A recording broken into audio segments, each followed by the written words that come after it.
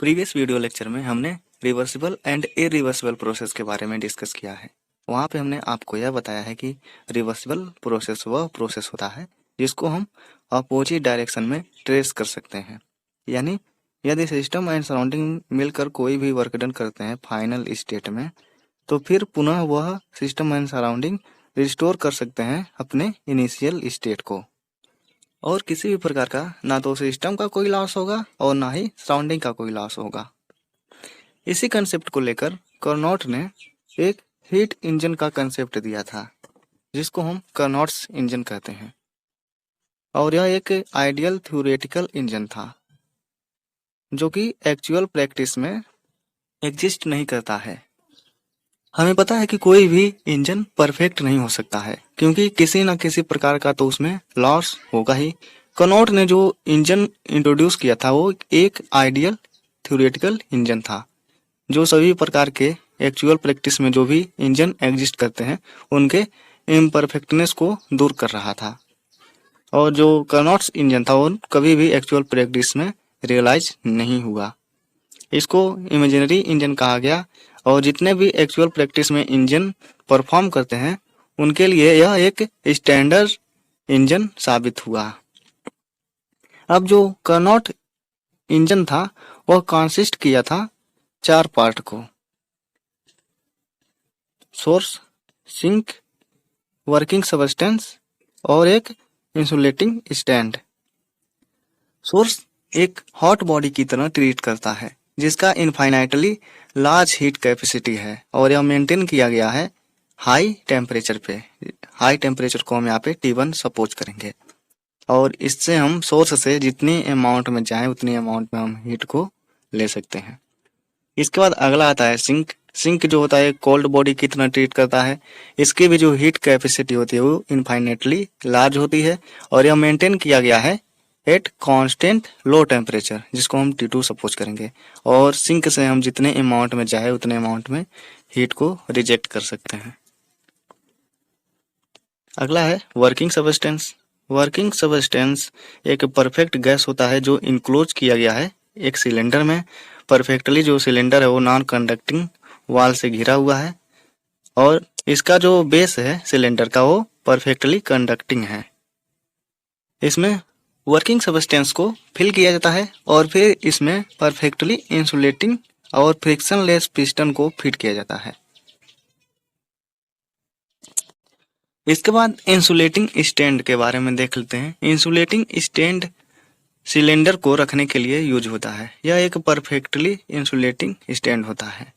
अब जो सिलेंडर है उसको हम सोर्स पे, सिंक पे या स्टैंड पे किसी भी जगह पे रख सकते हैं, और यह एक जगह से दूसरे जगह पे मूव कर सकता है without friction, that is without doing any work. तो ये सब कार्नोट इंजन के कंपोनेंट थे: source, sink, working substance and insulating stand. अब कार्नोट इंजन के वर्किंग को कार्नोट्स ने एक साइकिल के रूप में बताया था कि यदि वर्किंग सबस्टेंस एक साइकिल कंप्लीट करता है वर्क करने में, तो 4 ऑपरेशंस होते हैं जिसमें 2 आइसोथर्मल्स होते हैं और 2 एडियाबेटिक ऑपरेशंस होते हैं। इसको हम कार्नोट साइकिल के नाम से जानते हैं, और इसको हम रिप्रेजेंट करेंगे PV इंडिकेटर डायग्राम से। Y एक्सिस पे हम प्रेशर को कंसिस्ट करेंगे और X एक्सिस पे वॉल्यूम को कंसिस्ट। इनिशियली हम यह सपोज करेंगे कि जो सिलेंडर है वह 1 ग्राम मोल ऑफ वर्किंग सबस्टेंस से फिल है, और जो ओरिजिनल कंडीशन है वह रिप्रेजेंट किया गया है पॉइंट A से। यानी इस टाइम उसका जो टेम्परेचर है वो T1 है, प्रेशर P1 है और वॉल्यूम V1 है। यहाँ पे 4 ऑपरेशन एग्जिस्ट करेगा, तो फर्स्ट ऑपरेशन में देखते हैं क्या होता है।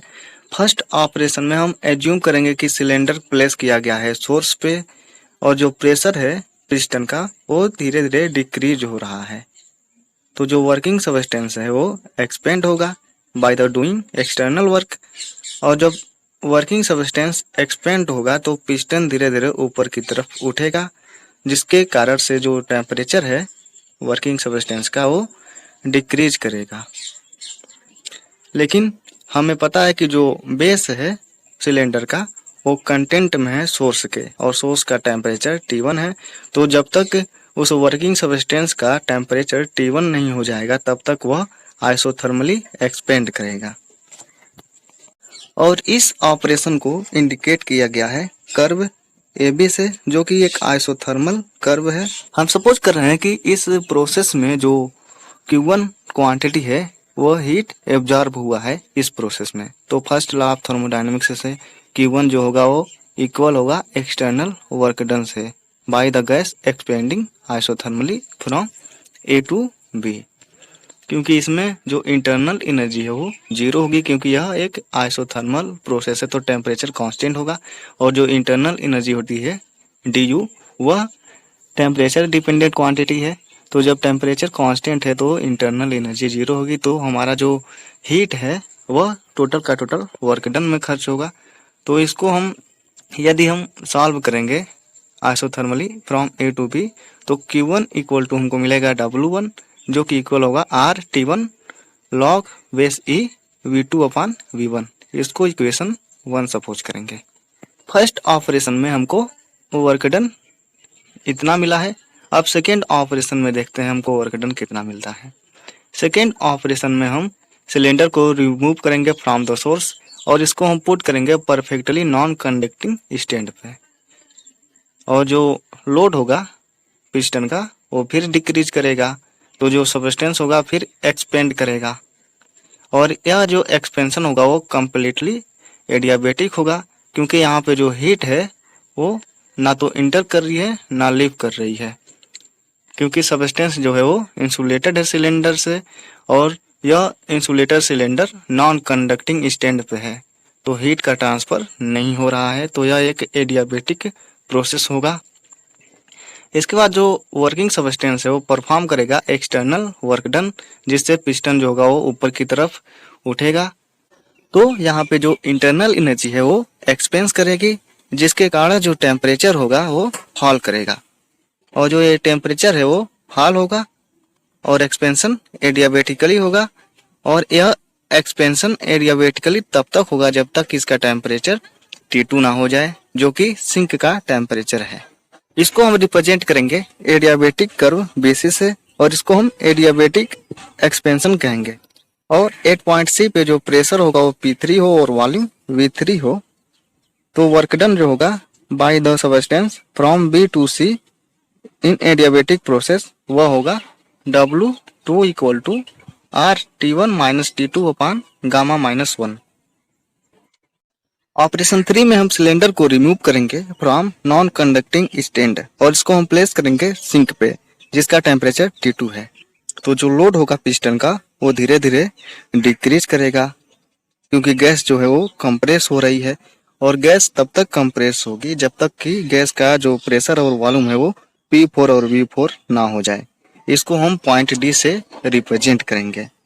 और जो हीट डेवलप हो रहा है ड्यू टू कंप्रेशन वो इमीडिएटली पास हो जाएगा थ्रू द सिंक, क्योंकि सिंक और सिलेंडर कंडक्टिंग बेस से एक दूसरे के कांटेक्ट में है, और यह तब तक वर्क करेगा जब तक कि जो सिंक का टेम्परेचर है वो T2 ना हो जाए।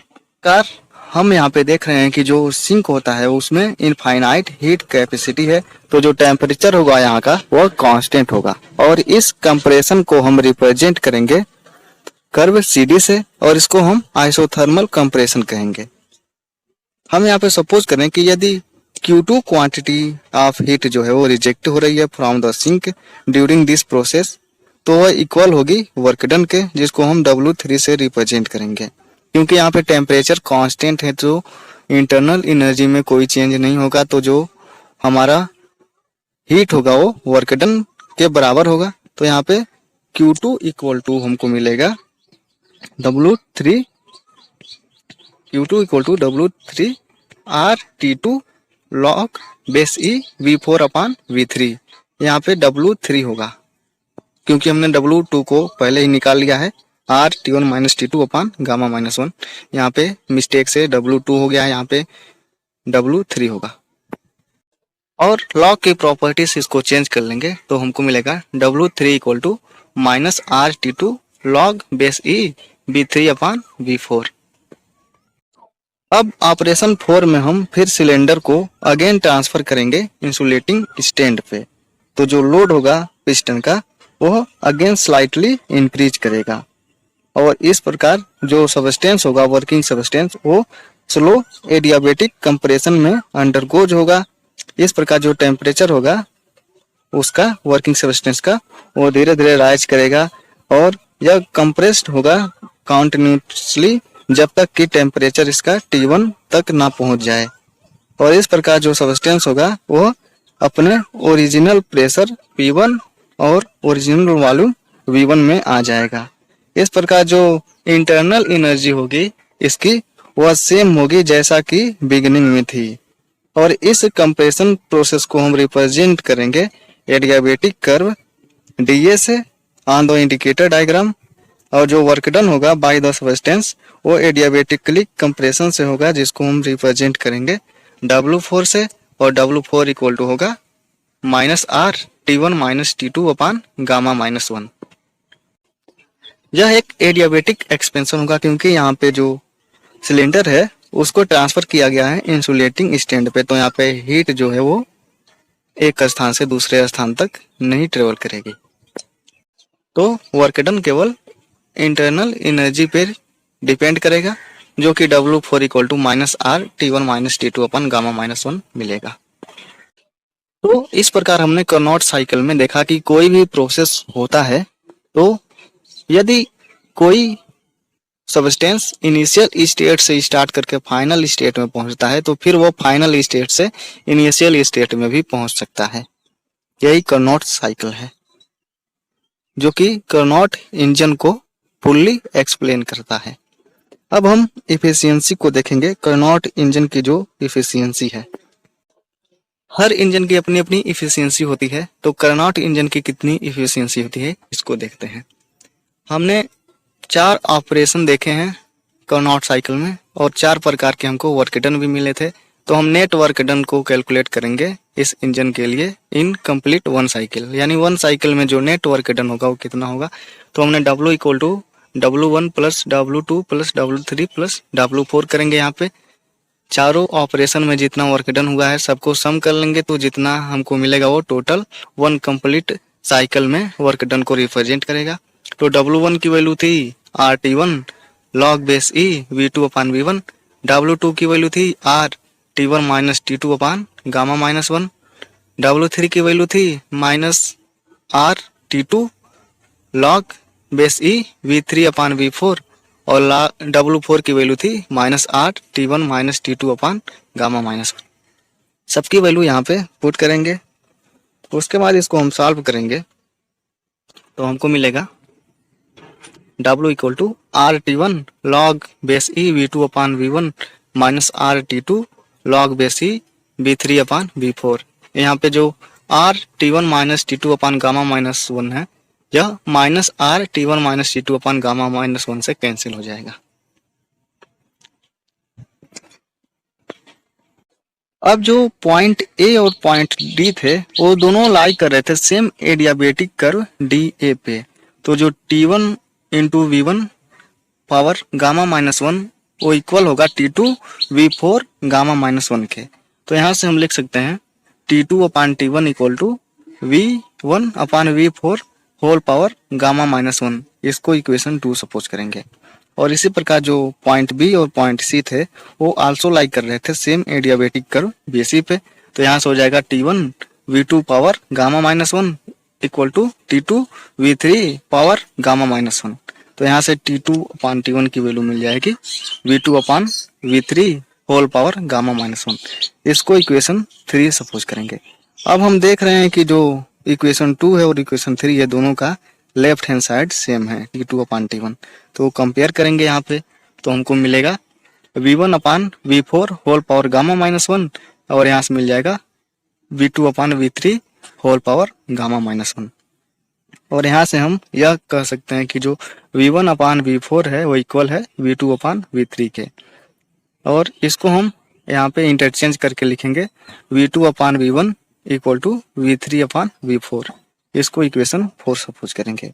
और इस इक्वेशन 4 में V2 अपान V1 की जगह पे V3 अपान V4 या V3 अपान V4 की जगह पे V2 अपान V1 को पुट करेंगे इन इक्वेशन 1 में।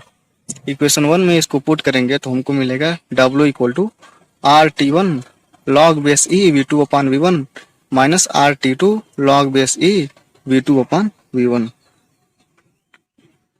और यहाँ से हम लिख सकते हैं W equal to RT1 minus T2 log base E V2 upon V1। हमने यहाँ पे वर्क डन जो 1 साइकिल में वर्क डन होगा उसको कैलकुलेट कर लिया है। अब हम इफिशियंसी ऑफ हीट इंजन के फार्मूले में इसको रख लेंगे। इफिशियंसी ऑफ हीट इंजन का फार्मूला होता है heat converted into work upon heat taken in from the source. तो फ्रॉम द सोर्स जो हीट टेकन किया गया था वो Q1 था और Q1 की वैल्यू थी W1 के बराबर RT1 log base E V2 upon V1।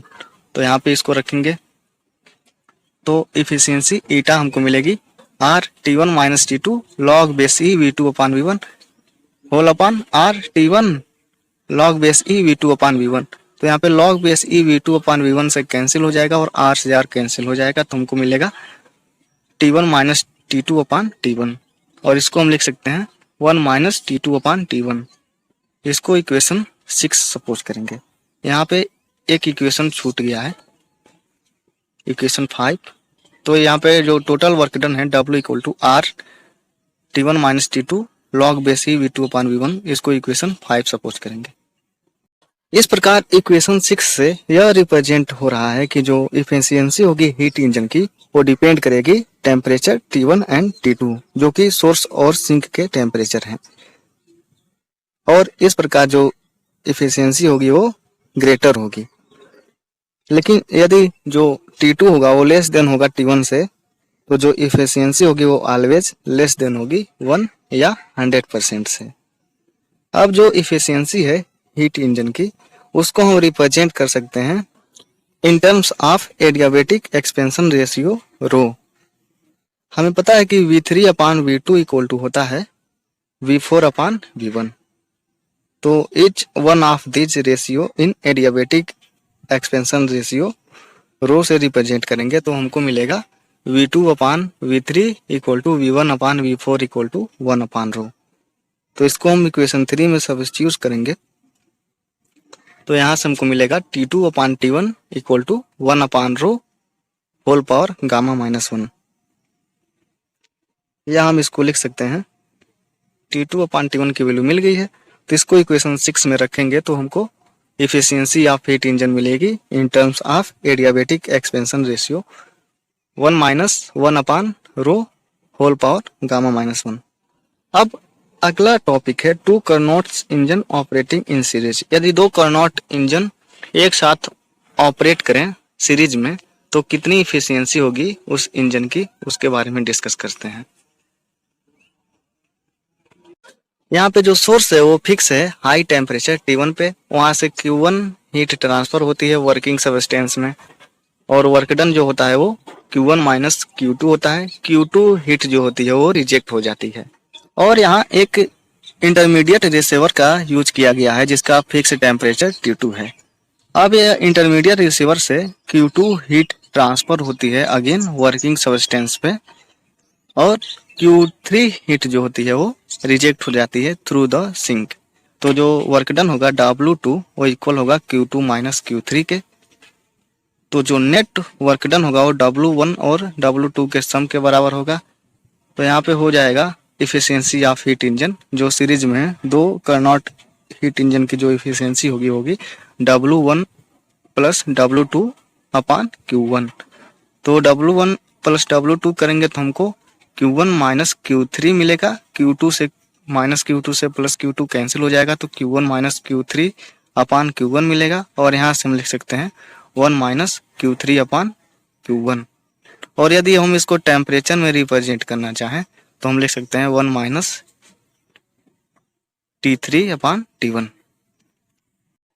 तो इस प्रकार आज के इस वीडियो में हमने कार्नोट इंजन और कार्नोट साइकिल के बारे में डिस्कस किया है। यूनिट फर्स्ट में 3 टॉपिक और हैं, इंथैल्पी, कार्नोट्स थ्योरम, इन सबको हम अगले chapter second law of thermodynamics में देखेंगे। वीडियो को पॉज करके आप नोट्स भी बना सकते हैं। यदि किसी भी प्रकार की दिक्कत आती है तो आप हमें कमेंट करके बताएं। आई होप कि ये वीडियो आपके लिए हेल्पफुल रहा होगा। मिलते हैं अगले वीडियो में, तब तक के लिए धन्यवाद। और हाँ, यदि आप हमारे इस चैनल पर नए हैं तो इस वीडियो को लाइक करें और हमारे चैनल को सब्सक्राइब करें ताकि आने वाली वीडियो में ज़रूर मुलाकात हो। Thanks for watching.